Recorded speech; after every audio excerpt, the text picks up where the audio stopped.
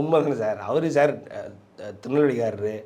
அவர்ட்டலாம் போய் ஏதாவது கோக்குமாக்கா நீங்கள் கேட்டுட்டு சும்மா எதையாவது அவர்கிட்டருந்து நீங்கள் பணிவான, பண்பான, அன்பான பதிலை மட்டும் எதிர்பார்த்தீங்கன்னா, ஐயா நயனார் நாகேந்திரன்லாம் வந்து அவரை பற்றி இந்த மக்களுக்கு ஃபுல்லாக தெரியாது. அவர் வந்து ஒரு அதிமுகவுடைய அமைச்சராக தெரியும். அம்மா அவருடைய ரொம்ப மிக அன்பிற்குரிய, ஆசைக்குரிய ஒரு அமைச்சராக இருந்தார். ஒரு சில காரணங்களால் வேண்டான்னு சொல்லி கடைசியில் அம்மா தள்ளி வைக்க வேண்டிய ஒரு சூழ்நிலை இருந்துச்சு. ஆனால் அவருக்கு வந்து பல முகங்கள் இருக்குது சார். அவரோட அமைச்சர் முகம் மட்டும் தான் எல்லாத்துக்கும் தெரியும். யாரா இவர் திடீர்னு பாஜகவினுடைய தலைவராக இவர் எங்கேருந்து வராருன்னு எல்லாரும் பார்க்குறான்.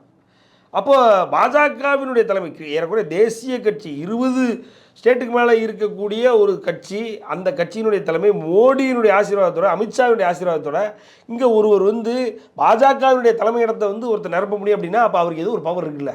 அப்போ அந்த பவரை பற்றி இவங்க யோசிக்க மாட்டாங்க. அப்படிப்பட்ட பவர்ஃபுல்லான மனுஷன் இருந்தாலும் பேசுனாருன்னா அவ்வளோ சூப்பராக இருக்கும் சார். அவர் பேசுனாருன்னா ஐயா பேசுனாலும் கேட்டுக்கிட்டே இருக்கலாம். அதே நேரத்தில் அவர் இவங்கள மாதிரி தேடி தேடி போய் எல்லா மைக்கையும் வாங்கி வாங்கி வச்சு பேசுவார்னா பேச மாட்டார். கொஞ்சம் 10 நிமிஷம் பேசினாலும் தேவையானதை பேசிட்டு தேவையில்லாத பேச மாட்டார். தேவையில்லாத மற்றவனை பேச விட மாட்டார். அப்படிப்பட்ட மனுஷன் அவர். அவ்வளோ தன்மையான மனுஷன். அப்போ நீ அவர்கிட்ட போய் நீ விஜய் சிஎம் பல பேர் சார் செங்கோட்டையன் வந்து இவரை வந்து ஜி ஐயா ஜி ஜி அப்படி தான் கொண்டு வரான்.